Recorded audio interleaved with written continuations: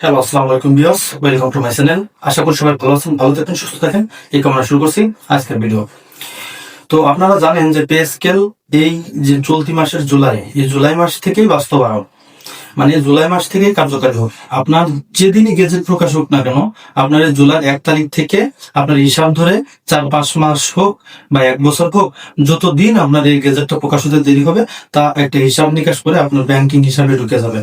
তো এখন আমাদের অর্থমন্ত্রী আমির খসরু সাহেব তিনি ডাইরেক্ট বলেছেন, পে স্কেল নিয়ে যত তালবাহানাই হোক না কেন, আমাদের ডিসিশন একদম চূড়ান্ত এবং ফাইনাল যে জুলাই 1 তারিখ থেকেই এটা কার্যকর হবে।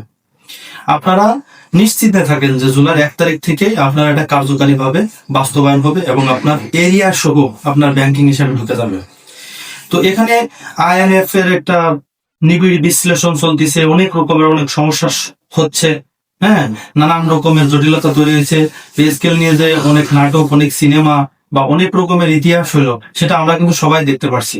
কিন্তু এই সরকার এখনো আমাদের নিশ্চয়তা দিচ্ছে। অর্থমন্ত্রী এই যে সেদিনও বলছে যে আপনার পে স্কেল নিয়ে যত যাই কিছু হোক না কেন, আমরা যে সিদ্ধান্ত নিছি এই সিদ্ধান্তে অটো পে স্কেল জুলাই মাস থেকে কার্যকারী হবে বা জুলাই মাস থেকেই এর কার্যকারী ডেট ধরা হবে। এরপরে আপনাদের 1 বছর হোক 2 বছর হোক, যতদিন দেরি হোক না কেন, আপনারা এর এরিয়া এটা হিসাব নিকাশ করে আপনারা ব্যাংকিং হিসাবে আপনারা পেয়ে যাবেন। তো আপনারা নিশ্চিত হলেন যে পে স্কেল নিয়ে যত রকম তালবাহানাই হোক না কেন, এই সরকার আমাদেরকে পে স্কেল দেবে এবং 100% দেবে, সেটা আপনারা এক প্রকার নিশ্চিত থাকেন। আপনারা আর হতাশায় ভুগেন না। চাকরি করলে অবশ্যই পে স্কেল পাবেন। পে স্কেল তো আপনার বাস্তবায়ন হবেই এবং এর গেজেটের যে অপেক্ষা, সেই অপেক্ষাটা এখন আমাদের করতে হচ্ছে।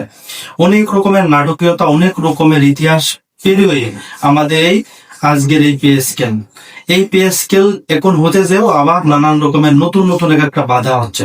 এখন কোথায় যে সমস্যা, কোথায় যে রাজনীতিটা, এটা তো আর আমরা জানি না। এটা উপর মহলের একটা বিষয়, উপর মহলের চিন্তা ভাবনা।